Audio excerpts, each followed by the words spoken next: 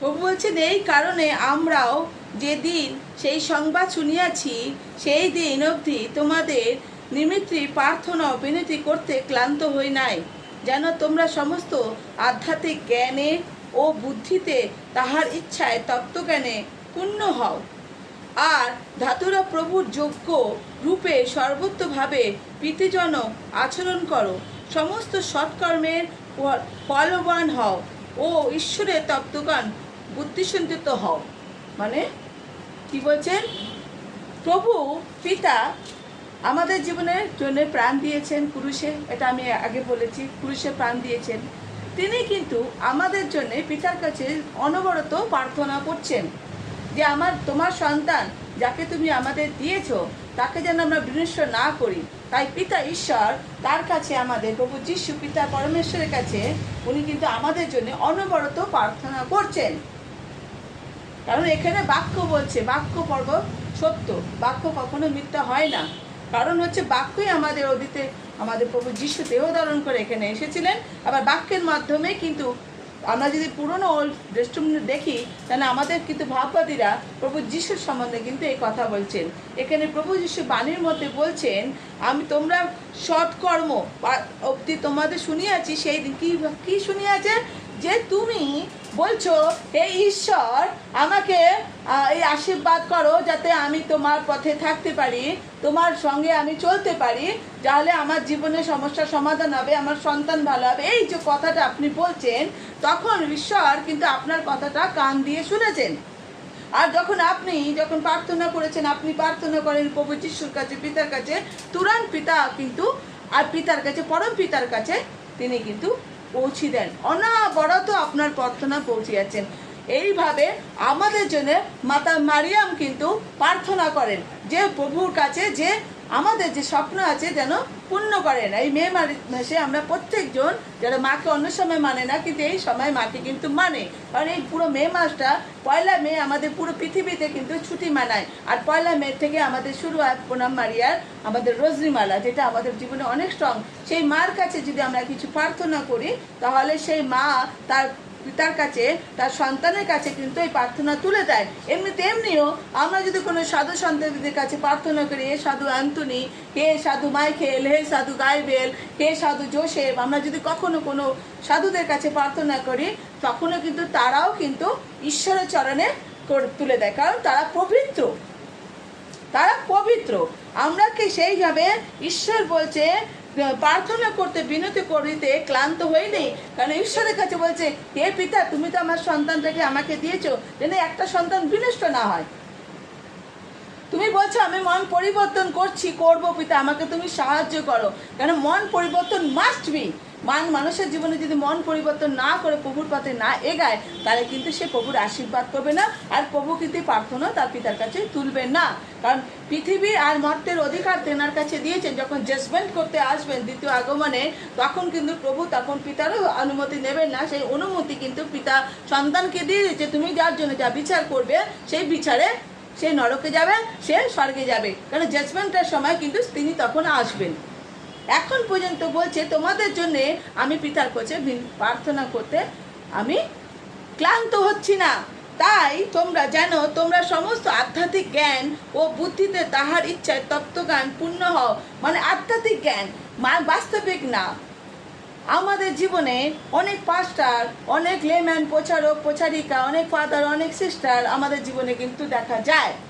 আমরা কিন্তু sister, father, layman, প্রচারক প্রচারিকাকে আমরা রেসপেক্ট করি, কিন্তু সবাই কিন্তু পবিত্র আত্মায় কিন্তু পরিপূর্ণ না। আমরা কিন্তু কি করি, ভুল করি বলে আপনি একটু প্রার্থনা করবেন। আমরা কি করি, আমরা নিজেদের প্রতি বিশ্বাস না রেখে, আমাদের আধ্যাত্মিক জীবনকে না চালিয়ে, তাহলে আমরা কি করি, আপনার সাথে দেখা, আপনি তো ঈশ্বরের অনেক কাছের লোক, আপনি আমার জন্য প্রার্থনা করবেন। ওয়াই? তুমি তাহলে ঈশ্বরের কোথায় আছো? তুমি ঈশ্বরের, তুমিও কাছের লোক। ঈশ্বর তোমাকে নিজের স্বরূপ বানিয়েছে। উনি যদি কাছের লোক হয়ে থাকে, তাহলে তুমি কেন কাছের লোক না? কারণ ঈশ্বর তো আপনাকে, আমাকে, সবাইকে বানিয়েছেন। তাহলে আপনাকে অধিকার দিয়েছে সন্তান রূপে। তাহলে আপনি চিনুন, আধ্যাত্মিক যখনই ঈশ্বরের পথে যাবেন, পাপের পথকে ছেড়ে দিয়ে যখন আত্মার পথে চলবেন, তখন আত্মা আপনাকে ডিসাইড করে দেবে যে আপনি কোনটা করছেন, আপনি কাকে বলছেন। এই যে অনেক ক্ষেত্রে আমরা অনেকে প্রণাম করি না, কেন প্রণাম করতে বলছে ঈশ্বর কালকে আমাদের একটা বাক্য বলেছে, সমস্ত চিত্ত সমস্ত জ্ঞানে বুদ্ধিতে সমস্ত হোশ আবাসে তুমি তোমার একমাত্র ঈশ্বরকে তুমি স্মরণ করো। আমরা কি করি, আমরা সকলে গিয়ে আপনি আমার জন্য প্রার্থনা করবেন দিয়ে টাক করে আমরা প্রণাম করেছি। কেন? ওনার ভিতরে পবিত্র আত্মা আছে না, না লুসিফারের আত্মা আছে, তুমি জানো? জানো না তো।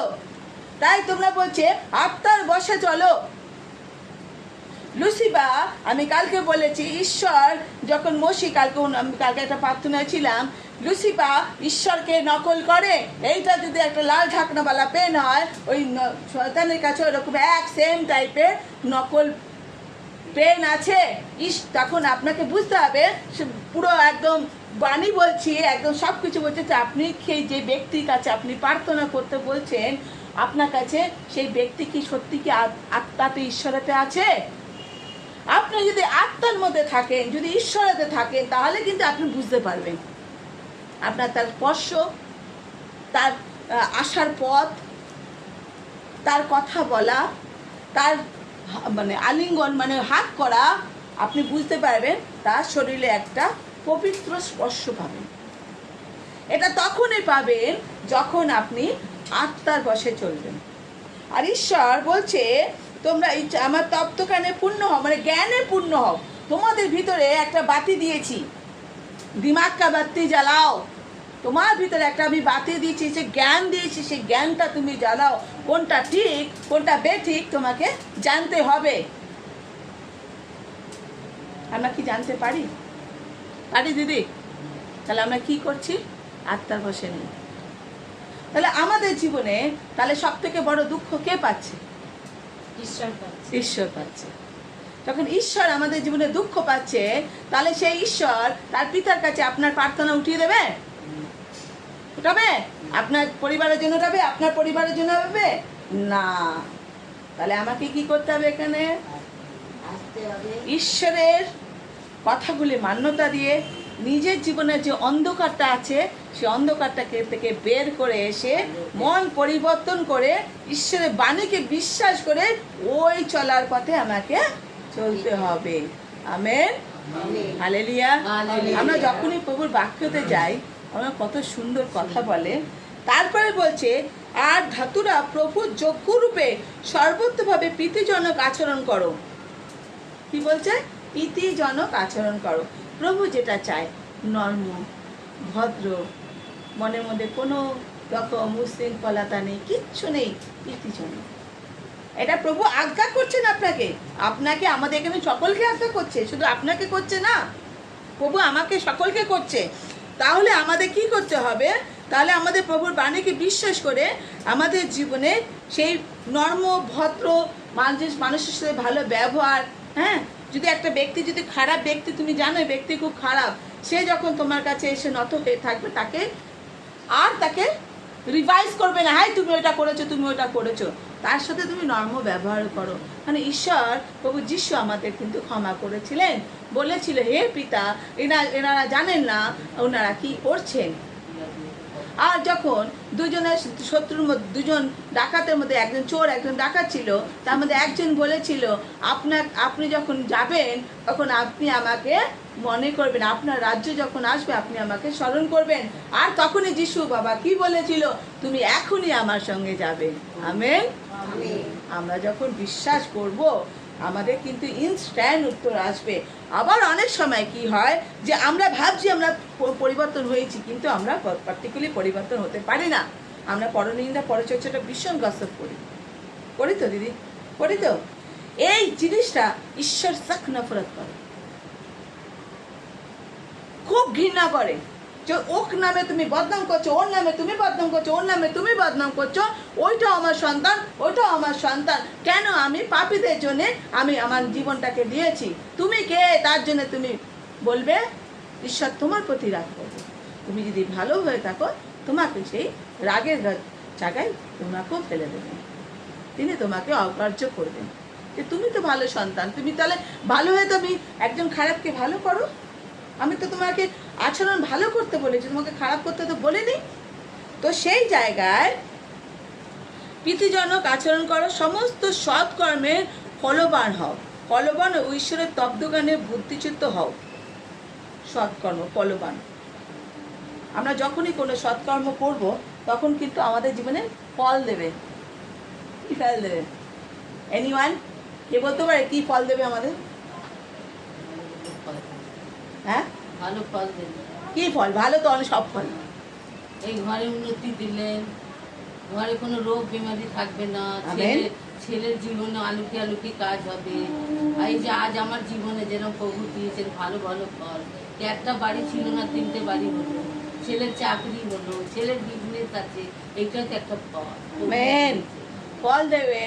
এই জগতে সব থেকে বড় ফল কি জানেন? মেয়েরা অনবেশ ভালো। বাইবেল বলছে পুত্র সন্তান ঈশ্বরের আশীর্বাদে হয়, কারণ সে আপনার বংশকে বৃদ্ধি দেয়। তাহলে নারী কিন্তু ছোট না, আমিও নারী, কিন্তু সেই ফল দেবে যাতে আপনার বংশ। এটা কোনো কিছু অনলাইনে যারা শুনবেন, আমি কাউকে ছোট করছি না, বাইবেল বলছে ঈশ্বরের ফল পুত্র সন্তানকে দেয়, আর সে পুত্র সন্তান আপনার বংশকে এগিয়ে নিয়ে যাবে। আপনার অবর্তনে আপনার নাতিপুতি আপনার জীবনে আসবে, তার অবর্তনে তার নাতিপুতিকে, আপনার পরিবারকে ধ্বংস হলো না, কারণ যুগ যুগান্তে আপনার পরিবারে কেউ না কেউ থেকে যাচ্ছে। এটা বিশাল বড় ফল। মেয়েরাও ভালো, ওটাও আপনার সন্তান, কিন্তু যে আনবে অন্য বংশের একজন সন্তান। মেয়েদের জীবনে অনেক বড় কর্ম দিয়ে পাঠিয়েছেন, কারণ একমাত্র মেয়েরাই পারে যেটা পুরুষরা পারে না। আমেন। যেটা পুরুষরা পারে না, কারণ মাদার মেরি পেরেছিল, কারণ তাহলে পবিত্র আত্মার দ্বারা একটা পুরুষের কাছেও যেতে পারত। কিন্তু পবিত্র আত্মা কার কাছে গেছিল? নারীর কাছে। যে নারী প্রথমে নারীর দ্বারায় পাপ হয়েছিল, আর নারীর দ্বারায় কিন্তু পবিত্রাণ হয়েছে। সে নারীর সে শক্তি আছে, যে আমাদের মধ্যে সে শক্তি, নারীর শক্তি যে আছে, প্রভু বারবার সেই নারীদের কিন্তু উল্লেখ করেছে। প্রত্যেকটি বাইবেলের ম্যাক্সিমাম জায়গায় কিন্তু নারীর বিষয় উল্লেখ করেছে। কেন করেছে? মার্থা আছে, ম্যারি আছে, মারিয়াম বলে 7 জন নারী আছে বাইবেলে। কারণ নারীদের মধ্যে একটা মমতাময়ী শক্তি আছে, পাওয়ার আছে। আজকে যদি দেখতে যান, বিশ্বে যদি দেখেন, নারীরা কিন্তু ঈশ্বরের অনেক কাছে আছে, তাই তো? কারণ তাদের ভিতরে একটা পাওয়ার আছে। ঈশ্বর একটা তাকে পাওয়ার দিয়েছে, যে একটা নারী যখন 9 মাস 10 দিন গর্ভে ধারণ করতে পারে, সে পৃথিবীর সমস্ত কিছু অবজার্ভ করে প্রভুর পাতে নিজের সন্তানকে, নিজের পরিবারকে, নিজের আত্মীয় স্বজনকে কিন্তু নিয়ে আসার ক্ষমতা একমাত্র রাখে একজন নারী। একজন সন্তান মানুষ করে, একটা পরিবার মানুষ করে কিন্তু একজন নারী। তাই নারীকে বেছে নিয়েছিল প্রভু যিশু আসার জন্য। তাহলে নারীর শক্তি আছে। পুরুষ ফল দেবে আর নারী শক্তি দেবে, উভয়ে কিন্তু এই জগতে অনেক মূল্যবান। তাহলে আমাদের জীবনে যদি দেখতে চাই আমরা তারপরে দেখতে চাই আনন্দের সহিত সম্পূর্ণ ধৈর্য ও সঞ্চয়তা প্রকাশনাতে তাহার প্রতাপে পরক্রমে অনুসরণে সমস্ত শক্তিতে শক্তিবান হও, আর পিতায় ধন্যবাদ করো যিনি তোমাকে দীপ্তিতে পবিত্র জ্ঞানের অধিকারের অংশী হবার উপযুক্ত করেছেন। আমেন। মানে আমাদের পবিত্র জ্ঞানের, আমরা কার সন্তান? প্রভুর। তিনি পবিত্র, আর পবিত্র আমরাও পবিত্র। আমাদের পবিত্র যদি নাও থেকেছি, প্রভু যিশুর নিজের রক্ত দিয়ে আমাদের কিনে নিয়ে তার সন্তান করে আমাদের পবিত্র করেছেন। তাই বলছে তুমি পবিত্র হও, পবিত্র গণের যুক্ত করেছো। এবার তাহলে তোমাকে পবিত্র জায়গা, এখানে আরেকটা জায়গা আমি আপনাকে দেখাচ্ছি। তিনি আমাদিকে অন্ধকারে কর্তৃত্ব হইতে উদ্ধার করিয়া আপন প্রেম ভূমি পুত্রের রাজ্যে আনয়ন করেছেন, উহাতে আমরা মুক্তি ও পাপের মোচন প্রাপ্ত হইয়াছি। আমেন। এইমাত্র কি বললাম? পিতা তার পুত্রের মাধ্যমে, প্রভু যিশুর পবিত্র রক্তের মাধ্যমে আমাদের পবিত্র করেছে, আমাদের পাপের মোচন করিয়েছেন। তাহলে আমরা কে? পবিত্র সন্তান।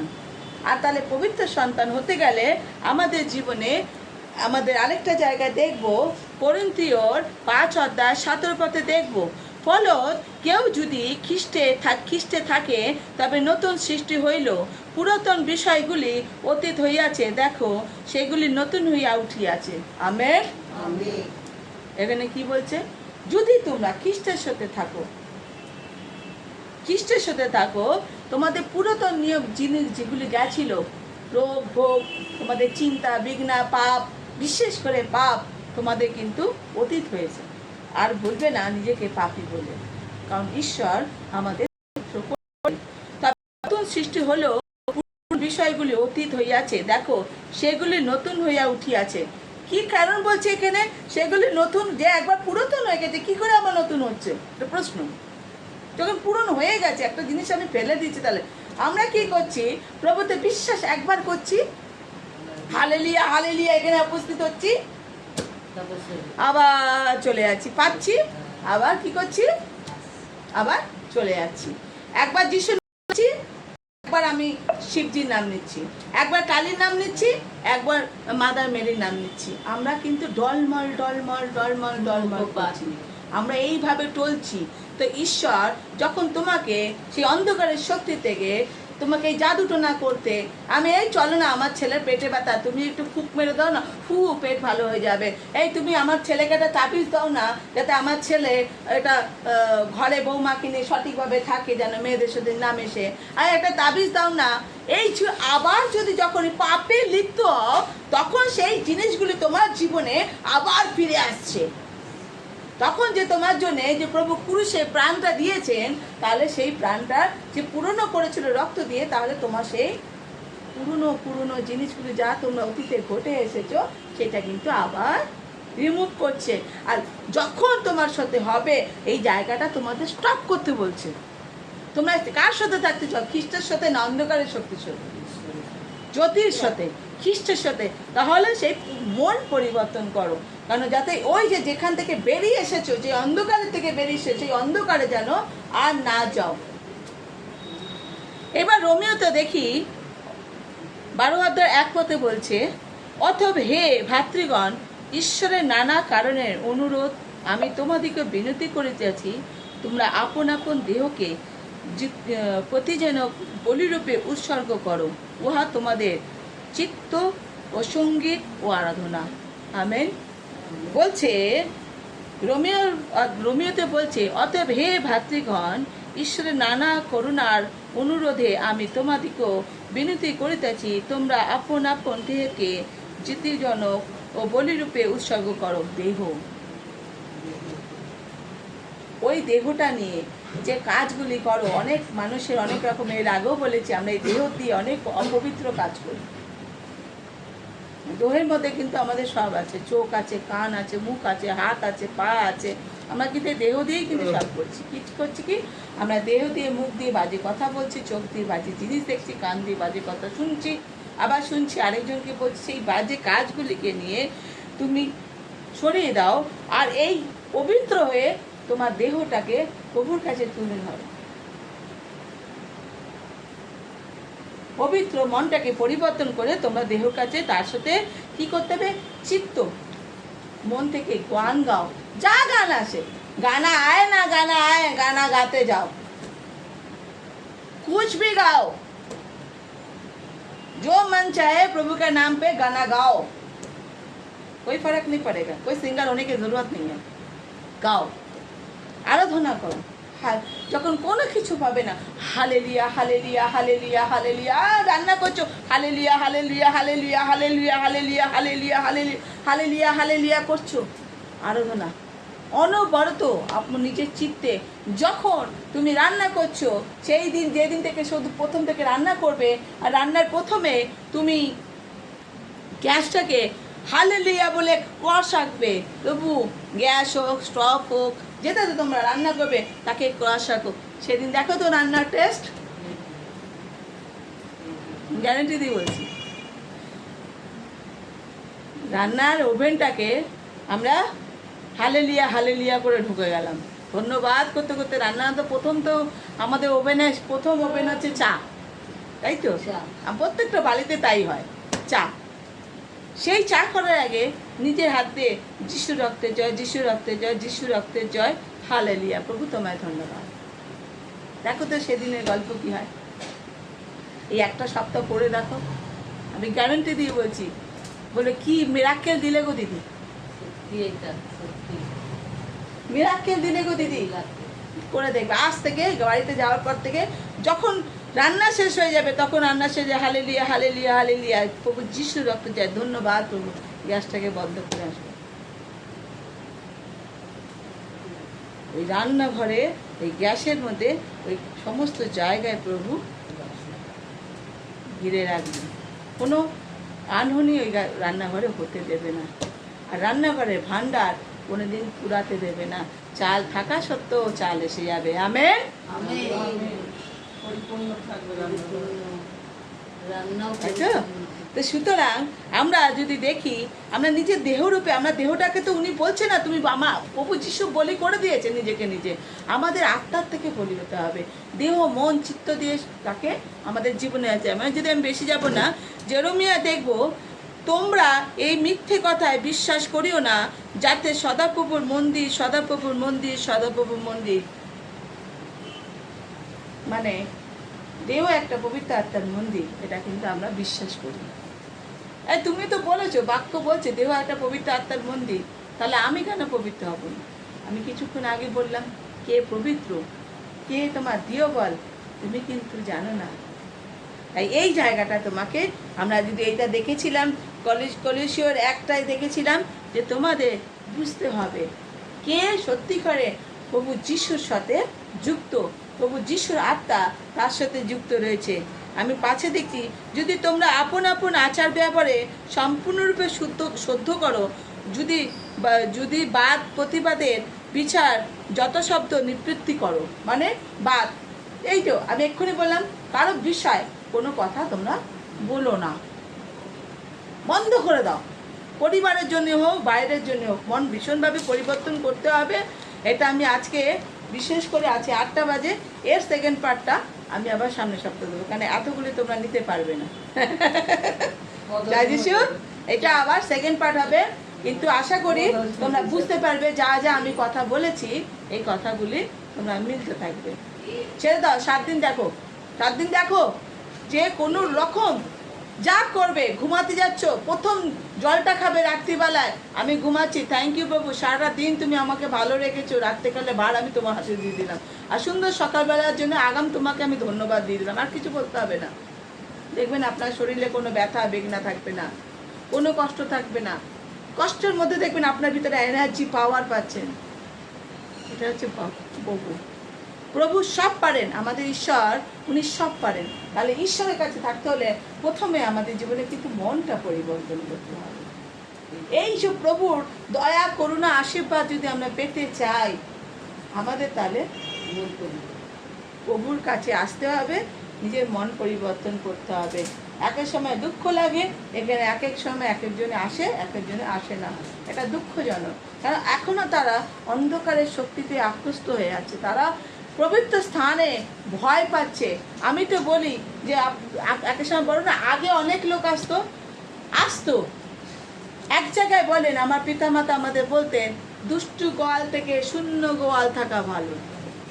একের অধিক যেখানে, পিতা বলছে একের অধিক যেখানে 2 থাকে সেখানে পবিত্র আত্মার বাস করে, কিন্তু দুষ্ট গোয়াল যদি ওখানে থাকে সেখানে পবিত্র ঢুকবে না। কারণ পবিত্র আত্মা আর দিওবলের শয়তান এরকম টক্কর খাবে, তখন আমরা অত প্রভুতে এখনো কেউ আসুনি যে টক্করের মধ্যে নিজেকে প্রভুতে স্ট্যান্ড করবে। তাই দুষ্ট গোয়াল থেকে শূন্য গোয়াল থাকা ভালো। আমি মনে করি যে মন পরিবর্তন করে এখানে আসবে, সেই একমাত্র কাউকে তুমি আজকের পর থেকে কোনো কথা বলবে না যে কেন তুমি আসলে না। যার মনে হবে সে আসবে, তুমি আসবে, উনি আসবেন, উনি আসবেন। একদিন দেখবে ওই ব্যক্তি ছুটে ছুটে আসবে, আবার পেটে ব্যথা করছে, দিদি পেটটা একটুখানি ভালো করবেন, প্রার্থনা করবেন। সেদিন বলে প্রার্থনা করব, আগে তুমি ঈশ্বরের কাছে ক্ষমা চাও। প্রার্থনা আমাকে বলেছো, আমি করব, ক্ষমা চাও। কারণ সপ্তাহে একদিন তোমরা কি পারো না। ঈশ্বর বলছে যে 24 ঘন্টা আমি তোমাকে দিচ্ছি, 2.5 ঘন্টা আমায় দিচ্ছ না। আমাদের ঈশ্বর বলছে, আমি এর আগেও কিন্তু মানে বলেছিলাম, আমাদের জীবনে 24 ঘন্টার মধ্যে 2 ঘন্টা 40 মিনিট যিশুর সঙ্গে পিতার কাছে আমাদের কিন্তু সময় দিতে হবে। আমাদের কিন্তু এই সময়টা যদি প্রভুর সাথে আমরা আত্মার থেকে না দিই, আধ্যাত্মিক রূপে না দিই, তাহলে কিন্তু উনি আমাদের চিনবে না। আমরা এখন যেরকম ভাবেই থাকি না কেন, আমরা ভাবছি প্রভু আমার সাথে আছে, আপনার সাথে আছে। না, একটা দিন প্রভু চিনে তোমাকে। তো আমি প্রত্যেক দিন জীবনে 40টা মিনিট 24 ঘন্টা আমি তোমাকে দিই, তুমি আমাকে 2 ঘন্টা 40 মিনিট দিতে পারলে না? 24 মিনিটের মধ্যে এইটুখানি তুমি আমাকে দিতে পারলে? আচ্ছা, তুমি ভেঙে ভেঙে দিতে, আরে তুমি 10 মিনিট করে করে দিতে, 24 ঘন্টার মধ্যে তুমি আধ ঘন্টা করে করে দাও, তুমি ভাগ করে নাও, আমাকে যে দাও। তুমি তো আমার সন্তান, তুমি আমাকে কিছু দিয়েছো। আমি তো তোমাকে আমার দেহ দিয়েছি, রক্ত দিয়েছি, সব দিয়েছি, আমার সন্তান দিয়েছি, আমার সব কিছু দিয়েছি। তুমি কি দিলে? আমি তোমাকে এত কিছু দিলাম, আর তুমি কি দিলে? ঠঙ্গা, ভালো হচ্ছ আর চলে যাচ্ছ, বাড়ি পাচ্ছ, অন্য দেবতাকে দিয়ে পুজো করাচ্ছ, করো, তোমার পার্সোনাল ম্যাটার। তোমার এখানে এসে প্রভুকে ধন্যবাদ দেওয়া উচিত। যা, আমি এখান থেকে একটা ফ্ল্যাট পেয়েছি, এখানে কজন কত রকম জিনিস পেয়েছে, আমি যে কদিন এসে, এখন এসে 8 মাস হচ্ছে আমি এখানে এসেছি। আমি প্রত্যেক বৃহস্পতিবার এখানে তোমাদের জন্য গায়ে রক্ত জল করে আমি প্রার্থনা করি, বাড়িতে রক্ত জল গায়ে করে প্রার্থনা করি। প্রত্যেকজন ফল পাচ্ছে, কিন্তু ফল পেয়ে কি হচ্ছে? ফলের উত্তর দিচ্ছে না, তারা নিয়ে নিচ্ছে, বাচ্চা এখানেই দিয়ে। যেরকম যিশু বাবা দিতে পারে, আবার কিন্তু নিতে পারে। যদি আত্মাতে আধ্যাত্মিক রূপে ঈশ্বরের সাথে যুক্ত যদি না থাকো, তাহলে কিন্তু সব অন্ধকার, বেশিক্ষণের জন্য থাকবে না উজালা। এখন তুমি আলো দেখতে পাচ্ছ, সেই আলো কিন্তু বেশি দিন দেখতে পাবে না। তাই মন পরিবর্তনের ভীষণ ভীষণ প্রয়োজন। আমেন। আমরা প্রভুর আরাধনাতে যাবো।